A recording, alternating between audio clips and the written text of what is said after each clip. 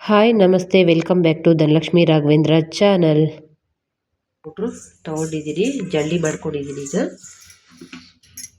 ಇದು ಬಂದು ಜಲ್ದಿ ಮಾಡ್ಕೊಂಡಿದ್ದೀನಿ.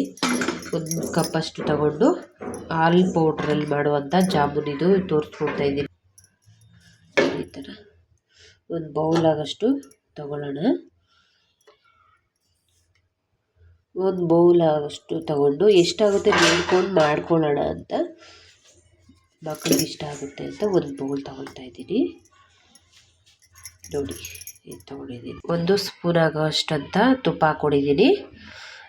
ತುಪ್ಪ ಹಾಕ್ಕೊಂಡು ಕಲಿಸ್ಕೊಳ್ಳೋಣ. ಸ್ವಲ್ಪ ಸ್ವಲ್ಪ ನೀರು ಆ್ಯಡ್ ಮಾಡಿ ಚಪಾತಿ ಅದಕ್ಕೆ ಕಲಿಸ್ಕೊಳ್ಳೋಣ. ಅಷ್ಟು ತುಪ್ಪನ ಹಾಕ್ಕೊಂಡು ಚೆನ್ನಾಗಿ ಮಿಕ್ಸ್ ಮಾಡ್ಕೊಬಿಡೋಣ.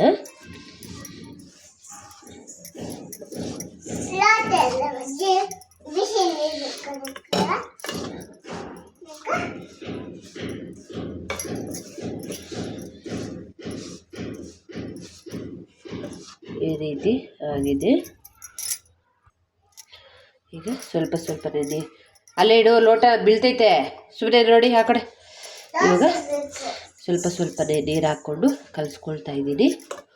ಇದನ್ನೆಲ್ಲ ಒಂದು ಅದಕ್ಕೆ ಮಾಡ್ಕೊಳ್ಳೋಣ. ಇದು ಬಂದು ಜಾಮೂನ್ ಮಾಡ್ಕೊಳ್ಳೋಕ್ಕೆ, ಹಾಲಿನ ಪೌಡ್ರಲ್ಲಿ ಮಾಡುವಂಥ ಜಾಮೂನು. ಈ ಥರ ಸ್ವಲ್ಪನೇ ಹಾಕ್ಕೋಬೇಕು, ನೀರು ಜಾಸ್ತಿನೇ ಹಾಕ್ಕೋಬಾರ್ದು. ಗಟ್ಟಿಯಾಗಿ ಕಲಿಸ್ಕೊಂಡ್ರೆ ಚೆನ್ನಾಗಿ ಬರೋದು. ಸಾಫ್ಟ್ ಆಗಿಬಿಟ್ರೆ ಚೆನ್ನಾಗಿರಲ್ಲ. ಈಗ ಕಲಸಿ ರೆಡಿ ಮಾಡಿದ್ದಾಯಿತು.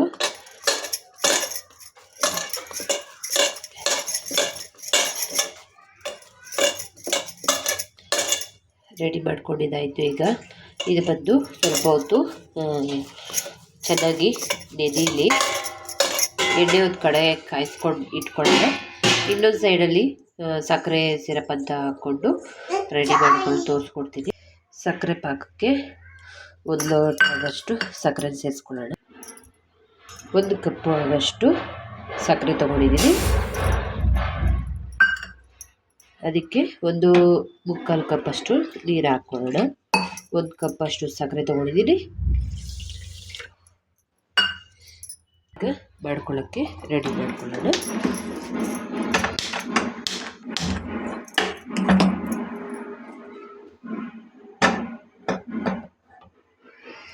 ಸಕ್ಕರೆ ಪಾಕ ರೆಡಿ ಮಾಡ್ಕೊಳ್ಳೋಣ. ಈ ಕಡೆ ಬಂದು ಆಯಿಲ್ ಹಾಕ್ಕೊಂಡು ಚೆನ್ನಾಗಿ ಸಕ್ಕರೆ ಪಾಕವನ್ನು ಮಿಕ್ಸ್ ಮಾಡಿಕೊಂಡು ಚೆನ್ನಾಗಿ ಕರಗಬೇಕು. ಚೆನ್ನಾಗಿ ಕರಗಿದ್ರೆ ಪಾಕ ಬರುತ್ತೆ. ಅಷ್ಟೊತ್ತಿಗೆ ನೆನೆಯಲಿ ಅಂತ ಪಾಕ ತೊಗೊಂಡ್ಬಿಡೋಣ. ಅಷ್ಟೊತ್ತಿಗೆ ಜಾಮೂನ್ ಮಾಡೋಕ್ಕೆ ಇದು. ಈಗ ಸಕ್ಕರೆ ಪಾಕ ಚೆನ್ನಾಗಿ ಬರ್ತಾ ಇದೆ. ಇವಾಗ ಏಲಕ್ಕಿ ಪೌಡ್ರು ಸ್ವಲ್ಪ ಹಾಕ್ಕೊಳ್ಳೋಣ. ಈಗ ಏಲಕ್ಕಿ ಪೌಡ್ರ್ ಹಾಕ್ಕೊಳ್ಳೋಣ.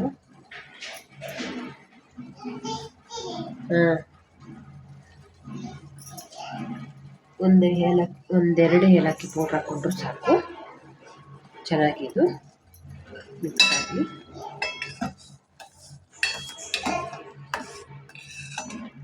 ಬರ್ತಾ ಇದೆ. ಸ್ವಲ್ಪ ಸಿರಪ್ ಬರ್ತಾ ಇದೆ. ಈಗ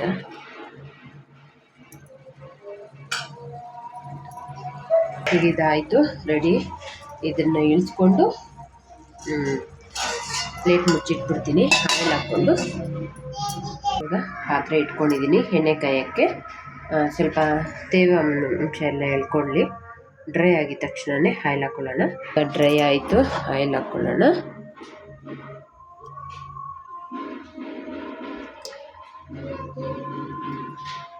ಇದು ಆಯಿಲ್ ಚೆನ್ನಾಗಿ ಕಾಯ್ಕೊಳ್ಳಿ.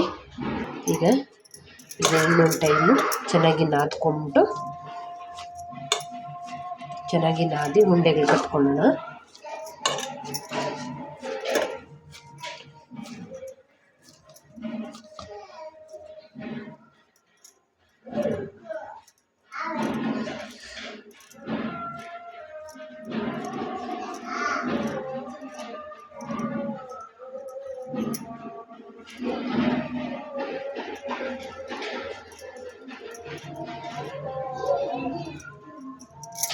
ಈಗ ಜಾಮೂನೆಲ್ಲ ರೆಡಿ ಮಾಡ್ಕೊಂಡಿದ್ದೀನಿ. ಆಯಿಲಲ್ಲಿ ಫ್ರೈ ಮಾಡೋಣ. ಆಯಿಲು ಚೆನ್ನಾಗಿ ಕಾದಿದೆ ನೋಡಿ, ಸ್ವಲ್ಪ ಬಿಟ್ಟು ನೋಡಿದ್ದೀನಿ. ಆಯಿಲ್ ಚೆನ್ನಾಗಿ ಕಾದಿದೆ. ಇವಾಗ ಬಿಟ್ಕೊಳ್ಳೋಣ ಜಾಮೂನೆಲ್ಲ. ಈಗ ಒಂದೊಂದೇ ಬಿಟ್ಕೊಳ್ಳೋಣ ಆಯಿಲಲ್ಲಿ. ಆಯಿಲ್ ಚೆನ್ನಾಗಿ ಕಾದಿದ್ರೆ ಒಂದೊಂದೇ ಬಿಟ್ಕೊಳ್ತಾ ಇರ್ತದೆ.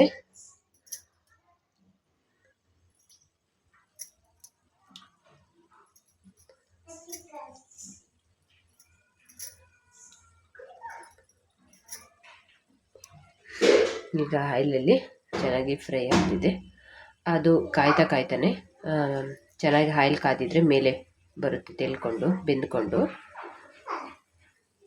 ಈಗ ಜಾಮೂನೆಲ್ಲ ನೋಡಿ ಆಯಿಲೆಲ್ಲ ಹಾಕಿದ್ನಲ್ಲ, ಬೆಂದಿದ ನಂತರ ಎಲ್ಲ ಬಿಟ್ಟು ಮೇಲೆ ಬಂದಿದೆ. ಇನ್ನೊಂದು ರೋಲ್ ರೆಡಿ ಆಯಿತು. ಒಂದು ರೋಲು ಆಯಿಲ್ ಹಾಕಿ ಫ್ರೈ ಮಾಡಿದ್ದಾಯಿತು. ಈಗ ಒಂದು ರೋಲ್ ಆಗಿದೆ.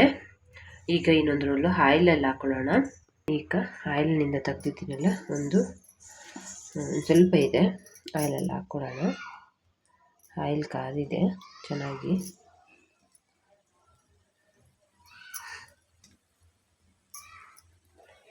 ನಮ್ಮ ಚಿನಿಮ ಬೇಕು ಅಂತ ಗಲಾಟೆ ಮಾಡ್ತಾಯಿಲ್ಲ, ಅದಕ್ಕೋಸ್ಕರಾಗಿ ಹಾಲಿನಿಂದ ಮಾಡಿರುವಂಥ ಜಾಮೂನ್ ಇದು.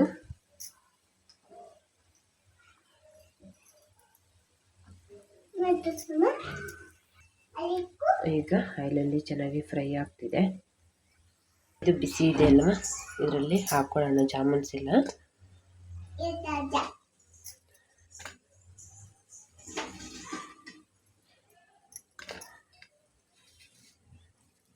ಬಿಸಿ ಇದೆ, ಬಿಸಿನಲ್ಲೇ ಹಾಕೊಳ್ಳೋಣ ಅಂತ ಹಾಕೊಳ್ತಾ ಇದ್ದೀನಿ.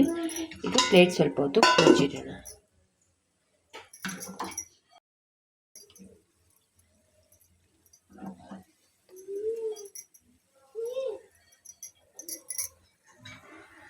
ಇದು ಈಗ ರೆಡಿ ಆಯಿತು, ಎಲ್ಲ ತೆಗೆದ್ಬಿಡೋಣ.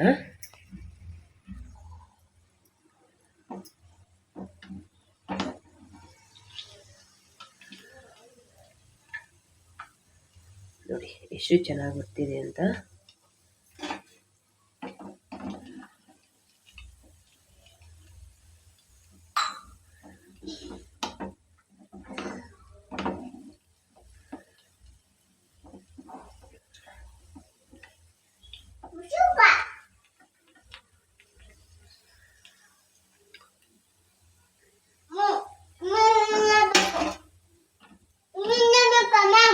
ಕೊಡ್ತೀನಿ.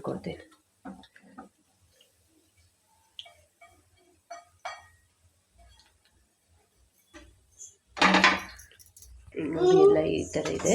ಸ್ವಲ್ಪ ಹಾರಿದ ನಂತರ ಇದರಲ್ಲಿ ಹಾಕಬೇಕು.